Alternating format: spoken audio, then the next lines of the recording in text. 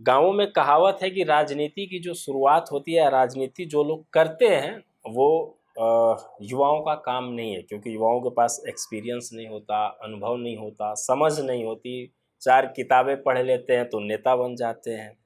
ये काम बुजुर्गों का होता है, जो 40-50 साल के हो गए, 65 साल के हो गए, वो राजनीति करने में माहिर होते हैं। चाहे गांव के सरपंच का इलेक्शन हो, मुखिया का इलेक्शन हो, या देश में सांसद चुनने का इलेक्शन हो।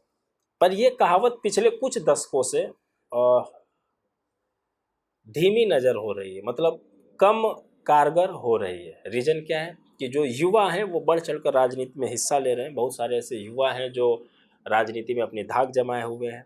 हमारे साथ हैं नवल किशोर जी, जो दिल्ली विश्वविद्यालय में प्रोफेसर हैं, राजधानी कॉलेज में, और छात्र राजनीति में जो छात्र आरजेडी के जो छात्र विंग है, छात्र आरजेडी उसके इंचार्ज हैं, और राष्ट्रीय जनता दल पार्टी के स्पोक पर्सन है, राष्ट्रीय प्रवक्ता है, जिनके साथ हम बातचीत करेंगे देश के तमाम मुद्दों पर। क्योंकि चुनाव अभी बीता है, सरकार बदल रही है, क्या मामला चल रहा है, इन मुद्दों पर बात करेंगे।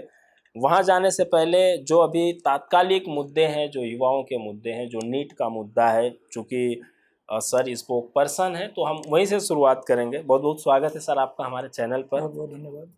सर मेरा पहला सवाल ये है कि 4 जून को रिजल्ट आया लोकसभा का, और 4 जून को ही रिजल्ट आया नीट का। एनटीए के द्वारा आयोजित कराया गया एग्ज़ाम था, जिसमें एक बड़े पैमाने पर धांधली का आरोप लग रहा है। आप राष्ट्रीय प्रवक्ता हैं, आप छात्रों को पढ़ाते भी हैं, इसको ये कब तक क्रम सुधरेगा? क्योंकि बिहार में पेपर लीक हो रहे हैं, यूपी में पेपर लीक हो रहे हैं, हर स्टेट में पेपर लीक हो रहे हैं, युवा जो आंदोलन कर रहे हैं उन लाठियाँ खा रहे हैं। देखिए, जहाँ तक इस मुद्दे पर लगातार देश में बात हो रही है, और यूपी के कॉन्टेक्स्ट में देख, बिहार में तो पिछले 2-3 साल में कम हुए हैं, लेकिन यूपी में तो कहा गया है कि पिछले 5 साल में, जब से योगी सरकार है तब से पेपर लीक का ही मामला आ रहा है। और बिहार में ही नहीं, मध्य प्रदेश में जब सरकार थी या राजस्थान में थी, चारों तरफ देखने को मिल रहा है। इस पर इस बार जो इंडिया गठबंधन है, इस मुद्दे को बहुत सीरियसली लिया है और एक कानून बनाने तक की बात कही गई है। कानून तो सर जो केंद्र सरकार है उसने कानून बनाया था कि जो नकल करते हुए पकड़े जाएंगे, एक प्रावधान आया था उनका, उनके ऊपर 1 करोड़ का जुर्माना और 7 साल की जेल होगी। लेकिन ये जब प्रावधान आया उसके 1 हफ्ते बाद आरओ का पेपर लीक हुआ यूपी में, और उसी के जस्ट बाद जो इसके आरोपी थे, जो तथ्य जो इसके आरओ के आरोपी थे, वही आरोपी यूपी पुलिस में भी पाए गए। तो कानून का पालन नहीं, कहाँ हो पा रहा है? बिल्कुल आप सही बोल रहे हैं। और कानून का जो स्वरूप है या कानून का जो प्रभाव है, वो निर्भर करता है कि सरकार उस पर कितना तत्पर है। सिर्फ कानून बनाने से नहीं है, सही बात बोला आपने, कानून बनाने से नहीं होगा, कानून कैसे लागू होता है या कानून का प्रभाव क्या है, तो ये बहुत ही गंभीर समस्या है।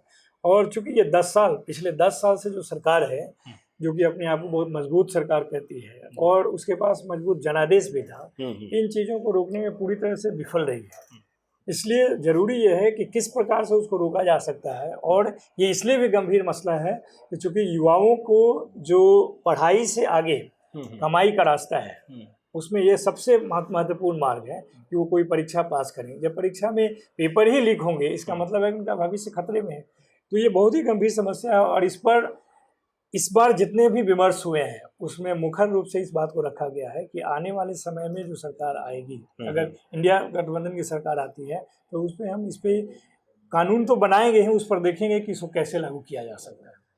क्या लगता है सर, आप अभी सरकार की बात करें, क्या लगता है सरकार 8 जून या 9 जून को शपथ होने वाला है, क्या लगता है किसकी सरकार बन सकती है? अभी भी कुछ खेल हो सकता है? देखिए, इस सरकार में आने से पहले जो जनादेश आया है उसका 2 बहुत महत्वपूर्ण पहलू है। पहला पहलू ये है कि उन लोगों को या उस समूह को या उस दल को जो अपने आप को विश्व का विशाल दल मानती थी, सबसे मजबूत नेतृत्व मानती थी, उनको पहली बार पता चला कि जिस अहंकार के साथ उन्होंने पिछले जो 2 जनादेश का इस्तेमाल किया है, 2014 और 2019 का, उस 2 जनादेश को, जिसको कि माना गया कि भारतीय इतिहास में पिछले 30-40 साल के इतिहास में सबसे मजबूत जनादेश में, और जो वायदे किए गए थे उसके आधार पर वो खड़े नहीं उतरे, ये भी पब्लिक डोमेन में था। उनके मन में जो अहंकार था, जिस तरह से कोई भी सवाल पूछता था, वो मीडिया के साथ ही क्यों नहीं हो, जो सवाल पूछते थे तो या तो उनको जेल जाना पड़ता था या उनके ऊपर कोई ना कोई कार्रवाई होती थी, विपक्ष के खिलाफ तो होती ही थी। तो उन लोगों को एक इस जनादेश के माध्यम से संदेश मिला है कि यह अहंकार का अंतिम समय है। सर, पूर्ण बहुमत की सरकार थी, 10 सालों तक सरकार चली, लेकिन अभी भी विपक्ष अपने बातों को क्या जनता तक पहुंचाने में फेल्योर रहा? नहीं, ऐसी बात नहीं है। अगर फेलियर होता तो ये सरकार जो कि 400 पार का हुंकार भर रही थी, वो 240 पे आकर नहीं सिमट जाती। कहीं ना कहीं लोगों ने तो माना है, विपक्ष की बात मानी गई है। अब आप कहेंगे कि उसके साथ साथ जो बाकी सारी चीज़ें हैं जो चुनाव में मायने रखती है, उसमें सरकार ने इस्तेमाल किया है सारे संगठनों का, सारे संस्थाओं का। इलेक्शन कमीशन तक की जो संस्थाएं हैं वो लोगों की नज़र में सबके दायरे में था। तो इन सब चीज़ों को अगर देखें तो विपक्ष ने बहुत अच्छे तरीके से बात को रखा है और संवाद के माध्यम से लोगों को अपने पक्ष में लाने का भरपूर प्रयास किया है। और यही कारण है कि आज जो मानते थे कि उनके सामने कुछ नहीं है, कोई नहीं है, वो आज एकाएक मोदी सरकार से एनडीए सरकार का राग अलापते नजर आ रहे हैं। भाजपा भी नहीं कह पा रहे हैं, वो कह रहे हैं कि नहीं एनडीए की सरकार बनने जा रही है। ये कहीं ना कहीं विपक्ष का ही है, जिस विपक्ष को तमाम तरह के जो उनके पक्षधर मीडिया थे वो खारिज करते थे कि न उनके पास नेता है, न नीति है, न उनके पास कोई मुद्दे हैं। जबकि मुद्दे थे, हमेशा थे। बेरोजगारी हमेशा मुद्दा था, महंगाई हमेशा मुद्दा था।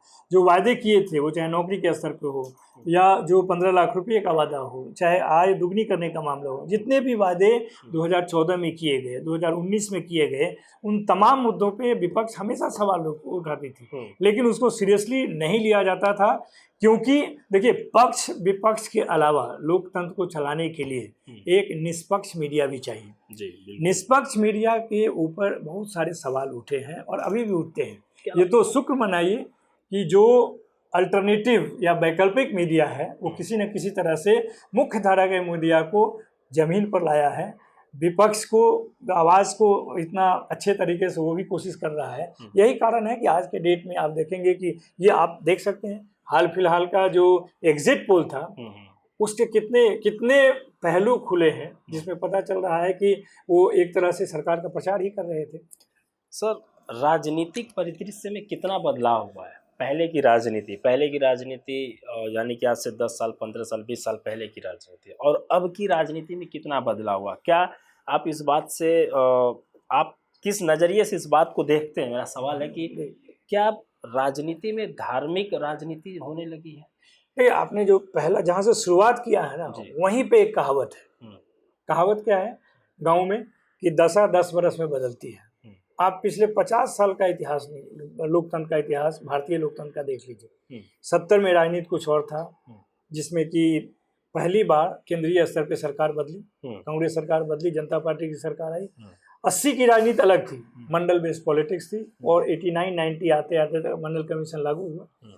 मंडल युग जिसको आप कहते हैं, उसमें जिस बात के तरफ आपका इशारा है, धार्मिक आधार पे, क्योंकि एक जमात को लगता है, एक बिंदु, एक संगठन को लगता था कि जाति के आधार पे अगर राजनीति हुई, जबकि वास्तव में जाति के आधार पे नहीं है, जातिगत गैर बराबरी को या जो गैर बराबरी है उसको दूर करने के महत्वपूर्ण पहलू पर राजनीति हो रही थी। कि जो संविधान ही कहता है कि सामाजिक रूप से, शैक्षणिक रूप से जो पिछड़े हैं उनको भी मुख्य धारा में लाने का प्रयास किया जाना चाहिए। और मंडल कमीशन का रिपोर्ट एक बहुत ही प्रामाणिक रिपोर्ट था, उसके आधार पर उनको हिस्सेदारी देने की बात की थी। इसको रोकने के लिए उस समय की जो दोनों महत्वपूर्ण पार्टियां थी वो खुलकर विरोध की, और भाजपा ने तो उस समय सरकार गिराने का भी काम किया। जब मंडल कमीशन लागू हुआ तो उन्होंने एक बहाना लेकर सरकार को गिराया। लेकिन परिवर्तन देखिए कि 90 के दौर में ये बात चलती रही। आज का समय ऐसा है कि कांग्रेस जैसा संगठन दल जो कि 1989 में भी विरोध में थी, आज खुले तौर पे जातिगत जनगणना की बात कर रही है, हिस्सेदारी की बात कर रही है, आरक्षण आबादी के हिसाब से देने की बात कर रही हैं। तो ये जो समय है वो तय करता है कि राजनीति का स्वरूप कैसा हो। और आज जो भी राजनीतिक दल है वो बहुसंख्यक समाज है या समाज के हर एक वर्ग को उठाने का बात नहीं करेगा तो नहीं सर्वाइव कर पाएगा। सर, जो वर्तमान सरकार है ये राजनीति पे सामाजिकता को ज़्यादा महत्व देती है या धार्मिकता को?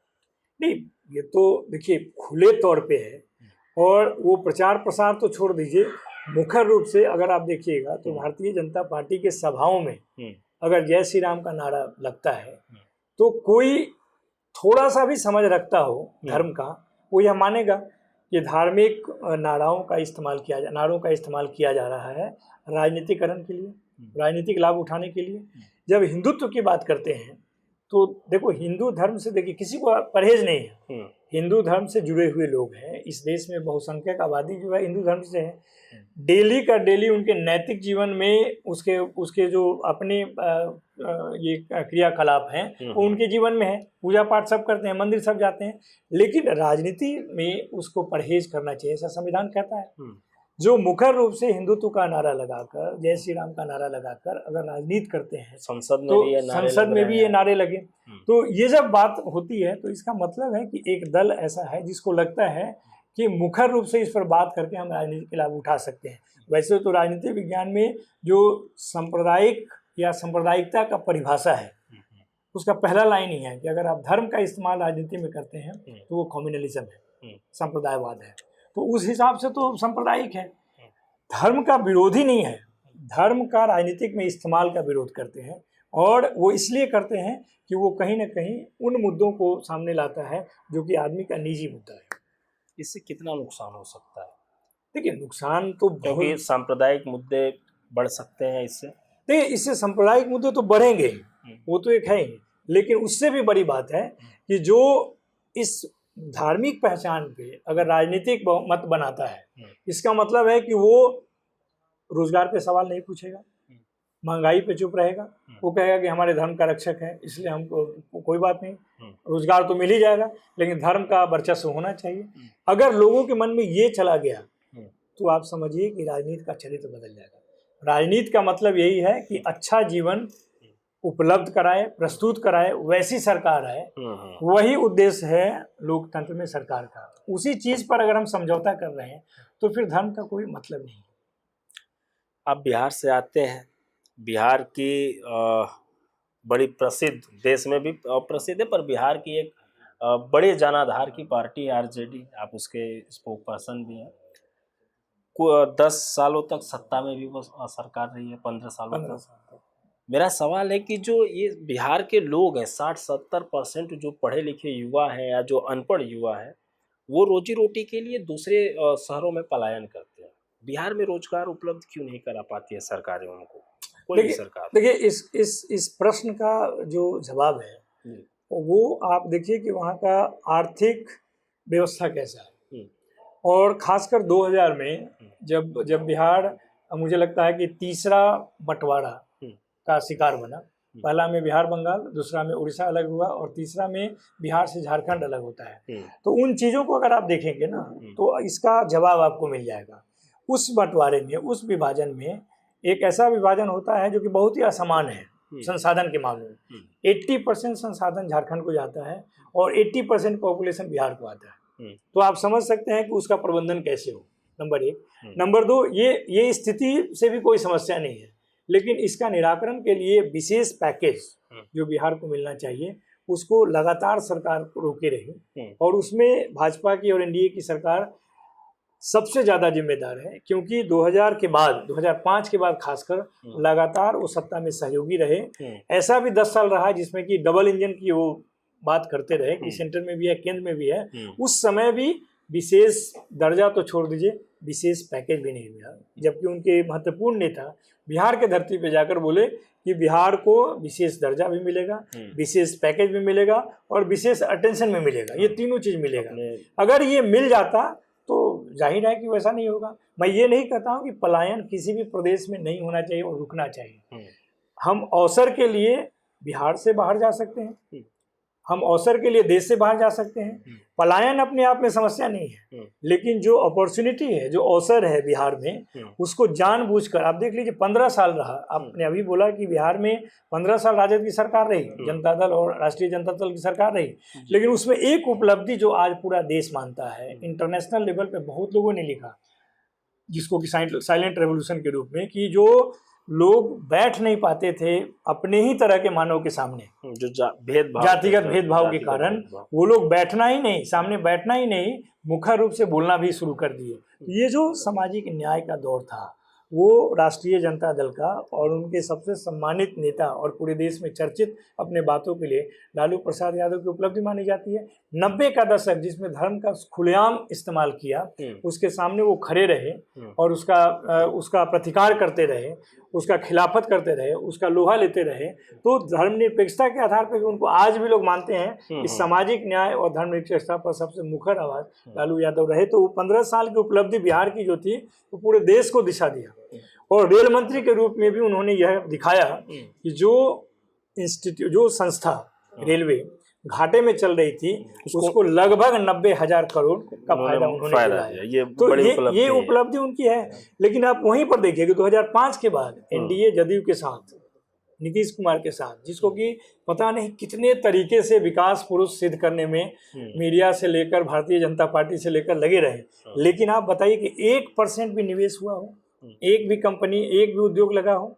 लालू यादव द्वारा जो उद्योग लगाया गया रेलवे में, जो 2 और 3 यूनिट पहिया का और इंजन का लगाया गया, उसके अलावा कोई बता दे कि वहाँ पर क्या हुआ।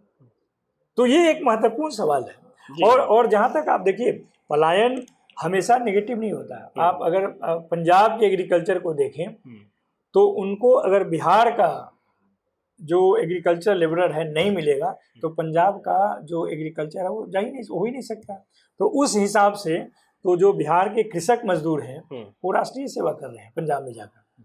नहीं तो पंजाब का एग्रीकल्चर पूरी तरह से ध्वस्त हो जाएगा, क्योंकि वहाँ के लोग का आउट माइग्रेशन होता है, पंजाब से बाहर, देश से बाहर जाते हैं। ये माइग्रेशन जो है वो जो पूर्वांचल का जो क्षेत्र है, जिसमें यूपी, बिहार, ये जो आते हैं बंगाल और झारखंड और उड़ीसा, ये पूर्वांचल के अलावा भी जो स्टेट है, वहाँ की जो लेबर है 200 रुपये 300 रुपये मजदूरी पे आते हैं, बच्चे उनके पढ़ नहीं पाते हैं, जबकि सरकार कहती है कि मुफ्त शिक्षा है, सारी पढ़ाई।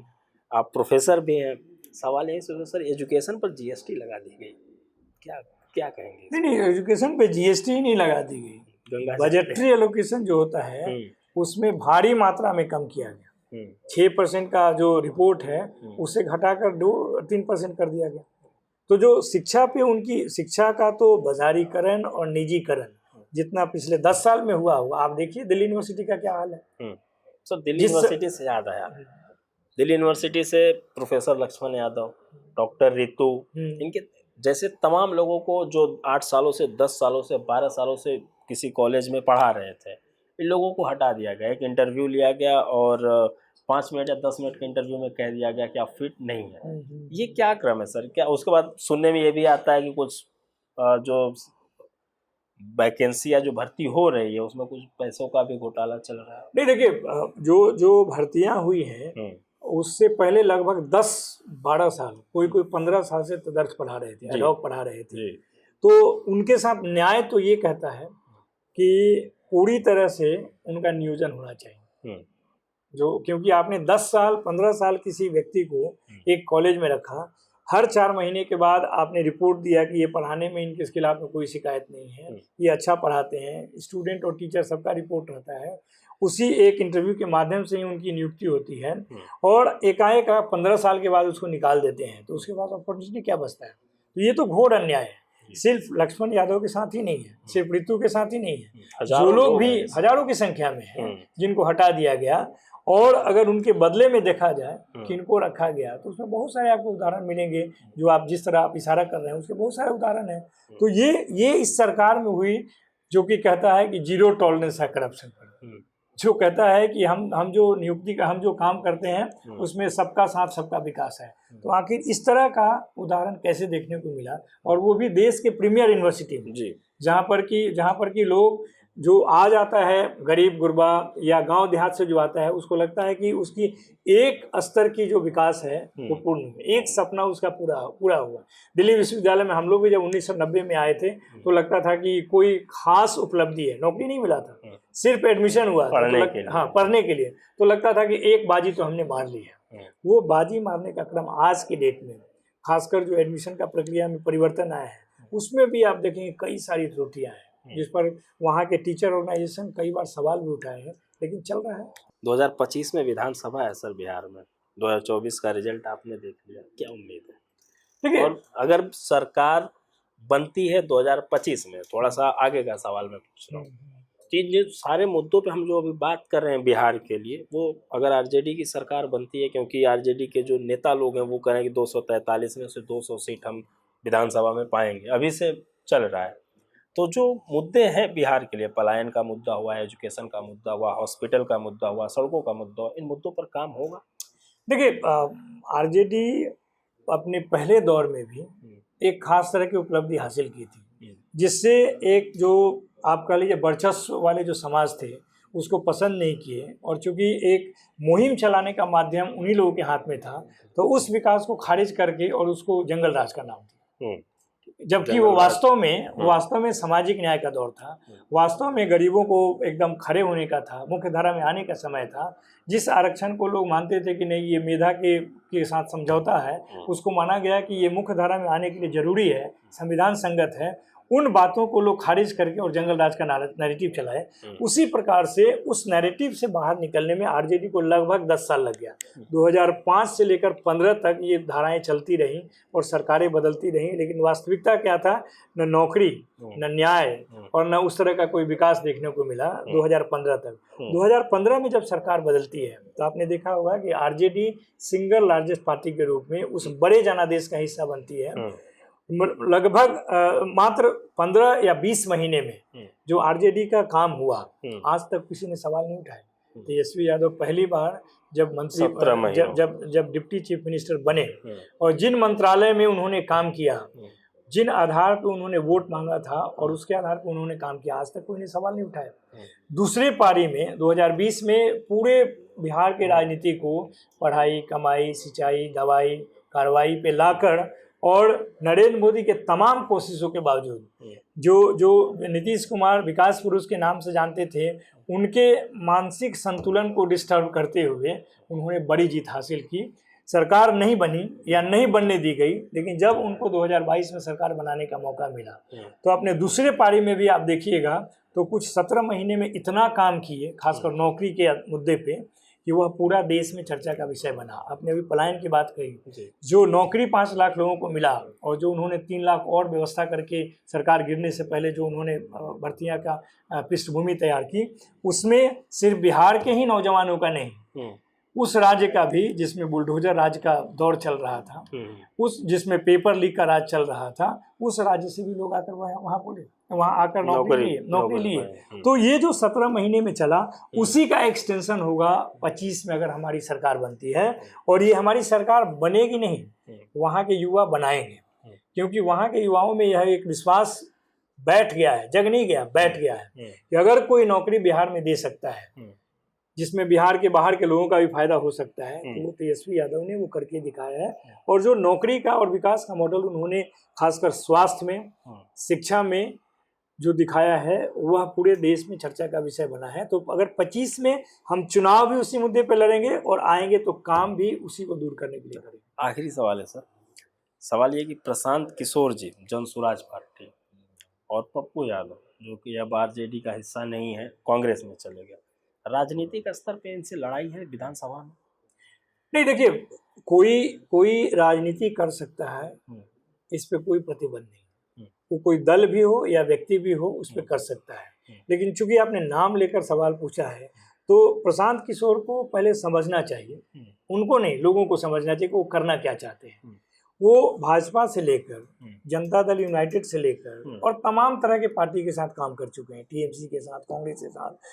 हमें लगता है कि काम करते समय वो अवसर ढूंढ रहे थे कि कोई पार्टी उनको इतना महत्वपूर्ण पद दे दे ताकि हमारा ये जो प्रबंधन का कार्यक्रम है वो समाप्त हो। जेडीयू के महासचिव भी बनाए गए? नहीं, वो उपाध्यक्ष बनाए गए। उपाध्यक्ष बनाए गए। केंद्रीय जो कैबिनेट मंत्री का दर्जा था उन्होंने उस समय का इस्तेमाल कर सकते थे, दिखाते कि भाई वो क्या कर सकते हैं। उन्होंने ऐसा कुछ किया कि उसी दल के नेता और कार्यकर्ता परेशान हुए और उनको हटाना पड़ा या हटना पड़ा वहाँ से। तो ये तो उनका ऐतिहासिक राजनीतिक पृष्ठभूमि है। जब वहाँ से वो विफल हुए या फेल हुए, मैं कुछ भी नहीं कहना चाहता हूँ, लेकिन लोग जो देखते हैं उनको लगता है कि वहाँ पर सर्वाइव नहीं कर पाए, तो उनको लगा कि हम अब जनता के बीच में जाकर, और वो जब जनता के बीच में गए जन सुराज को लेकर, तो सब लोग जानता है कि वो जन सुराज जो यात्रा है वो पूरी तरह से प्रायोजित है, उतने धन बल का इस्तेमाल करके लोगों को प्रभावित करने का। और उसमें उद्देश्य क्या है? उद्देश्य प्रायोजित शब्द यूज किया। प्रायोजित इसलिए यूज किया कि कोई व्यक्ति सिर्फ व्यक्ति के रूप में उतना बड़ा अभियान नहीं कर सकता है। उसके पीछे कौन है अगर उनको बताना चाहिए, नहीं बता सकते हैं तो लोगों को पता चल जाए उनके पीछे। एक इंटरव्यू में उनसे पूछा गया तो उन्होंने कहा कि मैंने अलग अलग जगहों पे जो काम किया है, जो मेरी जमा पूंजी है मैं उसी से ये कर रहा हूँ, मुझे बिहार की सूरत बदलनी है।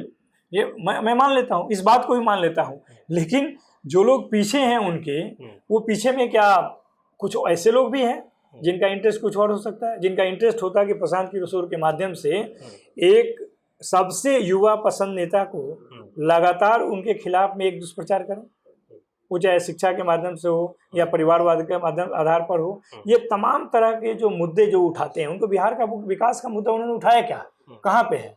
जब भी वो बात बोलते हैं तो लालू यादव का शिकायत करेंगे, तेजस्वी यादव पर प्रहार करेंगे, नीतीश कुमार पर प्रहार करेंगे। ये जो उनका प्रहार करने का उद्देश्य है, उससे बिहार के विकास को कहाँ फायदा होगा? बिहार के विकास में तो कुछ हद तक जो योगदान तेजस्वी यादव ने किया है वो पूरे देश में चर्चा का विषय है। आप उन चीज़ों को, अगर आपके पास कोई विजन है, कोई मॉडल है, उसके विषय में चर्चा करते हैं। आप जहाँ भी जाते हैं आप लालू परिवार की बात करते हैं, तेजस्वी यादव की बात करते हैं, उनके खिलाफ में जितना आप जहर भर सकते हैं। तो जहर भरने का काम एक तो राष्ट्रीय दल है जो कि सरकार में है, भारतीय जनता पार्टी करती है। तो अगर आप भी वही काम कर रहे हैं तो हम क्यों नहीं माने कि आप किसी खास उद्देश्य के लिए काम कर रहे हैं। दूसरी बात है, जो दूसरा नाम आपने बोला, देखिए कोई व्यक्ति राजनीति करके लोकप्रिय तो हो सकता है, लेकिन वो लोकप्रियता केवल और केवल दुख में जाकर, कुछ धन उपलब्ध कराकर, कुछ चंदा देकर या कुछ सहायता करके नहीं हो सकता। कोई भी नेता इसलिए प्रभावशाली होता है कि वो नीतिगत बात करता है। जिनका नीति अगर हम खोजना चाहें तो हमें कहीं नहीं मिलेगा। एक दिन पहले तक कहते हैं कि अगर ये जीत जाएंगे तो मैं राजनीति से संन्यास ले लूंगा, और जब जीत जाते हैं तो कहते हैं कि हमारे भाई हैं। इस तरह का जो बोलचाल या वैचारिक परिवर्तन है वो तो सिर्फ उसी व्यक्ति का होगा जो स्वार्थ केंद्रित हो, आत्म केंद्रित हो, और राजनीति में उसको लगता है कि मेरे अलावा कोई नहीं है, हम ही धरोहर हैं या हम ही उत्तराधिकारी हैं किसी खास राजनीति का, तो वो आदमी कर सकता है। चुनाव में जीत और हार के आधार पर अगर तय किया जाए कि वही नेता है, तो ऐसे बहुत लोग हैं जिन्होंने कभी चुनाव नहीं लड़ा, लेकिन उस राज्य का, आप देख लीजिए शिवसेना के, कभी चुनाव नहीं लड़े लेकिन पूरा महाराष्ट्र में राजनीति उन्होंने तय किया। लालू जी अभी चुनाव नहीं लड़ सकते हैं, लेकिन बिहार में कोई भी बात अगर उनसे इतर की जाए, कोई भी विमर्श बिहार के ऊपर कोई उनके इतर की जा सकती है, तो आप बताइए उनको। एक सवाल है सर, आखिरी सवाल। बिहार में स्पोर्ट्स को बढ़ावा देने के लिए, महिलाओं की भागीदारी सुनिश्चित करने के लिए, महिलाएं हर फील्ड में आए, कोई ग्राउंड नहीं, स्पोर्ट्स ग्राउंड नहीं है जिस लेवल पे लोगों को सिखाया जाए, जहाँ से लोग, क्योंकि बिहार के बहुत सारे ऐसे युवा क्रिकेटर हैं जो बाहर जाकर प्रैक्टिस करते हैं, बाहर के दूसरे स्टेट से खेलते हैं, ये इस पे बात क्यों नहीं होती सर? देखिए, तेजस्वी जी तो खुद ही खेल के पृष्ठभूमि से, क्रिकेट के पृष्ठभूमि से है, और आपने देखा होगा कि 17 महीने में जो नीति, स्पोर्ट्स नीति उन्होंने बनाई कि मेडल लाओ नौकरी पाओ, उसी दिशा में कार्यक्रम था। ये ग्राउंड की बात कर रहा हूं, ग्राउंड पे ग्राउंड नहीं, कोई फुटबॉल के लिए, हॉकी के लिए, उसमें भी आपने देखा होगा कि पटना में जो क्रिकेट मैदान है उसको अंतर्राष्ट्रीय स्तर बनाने का उन्होंने योजना बनाई थी, और वो होने ही वाला था। वो भी पूरी तरह से उस पर योजना बन गई थी और उसका रेखांकन किया जा रहा था, लेकिन सरकार चूंकि चली गई अचानक बिना कारण बताए हुए, इसलिए वो रुक गया। तो उनके दृष्टि में है, उनके योजना में है, उनके अभियान में है, उनके सोच में है ये चीज़, तो जब भी उनको मौका मिला उन्होंने करने का प्रयास किया। बहुत बहुत धन्यवाद सर। तमाम मुद्दों पर बातें हुई, खासकर बिहार के मुद्दों पर, क्योंकि बिहार में 2025 में चुनाव भी है और बिहार बहुत पिछड़ा राज्य कहा भी जाता है। सर बिहार से बिलोंग भी करते हैं, इसलिए वहाँ के मुद्दों पर ज़्यादा बात हुई। देश की राजनीति पर थोड़ी थोड़ी बातें हुई, क्योंकि एक सवाल मेरा ये भी अभी रह गया, मैं पूछ ही लेता हूँ। अयोध्या में भाजपा हार गई थी, सोशल मीडिया पे बड़े बड़े वादे किए जा रहे हैं कि अयोध्या के जो हिंदू हैं या जो हिंदू हैं वो हिंदू नहीं है, जो बीजेपी को वोट नहीं दिए, बीजेपी को कुछ हिंदुओं को कुछ भी ला के दे दो फिर भी वो वही करेंगे। इस तमाम तरीके के कोटेशन सोशल मीडिया पे चल रहे हैं। क्या एक सीट हारना या राम मंदिर बनवाना ये सब राजनीति का खेल है? नहीं, कोशिश तो की गई, जनवरी के महीने में कोशिश की गई, और लेकिन लगा हम्म, कि धर्म का प्रभाव जो व्यक्ति के जीवन में है वो सीमित है। चाहे आप उसको कितना भी उभारने का कोशिश करेंगे, जैसे हम लोग पूजा पाठ करते हैं, भगवान के मंदिर में जाते हैं, पूजा करते हैं, सब लोग जाते हैं, लेकिन बाहर निकलते हैं तो प्रसाद तो बढ़ती है ना। कई धर्म हैं, जैसे आप सिख धर्म में देखिए, लंगत और संगत दोनों का एकदम रिलेशन है। सत्यनारायण भगवान का पूजा करते हैं, प्रसाद बांटते हैं। तो जब भी व्यक्ति पूजा से बाहर निकलेगा तो उसमें कामना तो यही करता है ना कि भगवान हमको ठीक रखें, समाज को ठीक रखें, हमें ठीक रखें, हमारे परिवार को ठीक रखें, हमें हमारे मन को पवित्र रखें। लेकिन जब भी वहां से निकलेगा तो रोजगार, महंगाई, जो भी अर्थव्यवस्था है, जो भी चीजें हैं जो उसके जीवन को प्रभावित करती हैं, स्थानीय जमीनी मुद्दे उसको प्रभावित करेंगे। मूल समस्या ही राजनीतिक चेतना को सबसे प्रभावित करती है। आप कभी भी पूरे विश्व में देखिएगा तो जब भी लोगों ने हवा में बात करने की कोशिश की है तो उनको जमीन पे हार मिली है, और वही कारण यहाँ भी हो सकता है। चलिए, धन्यवाद सर कि आपने समय दिया हमें।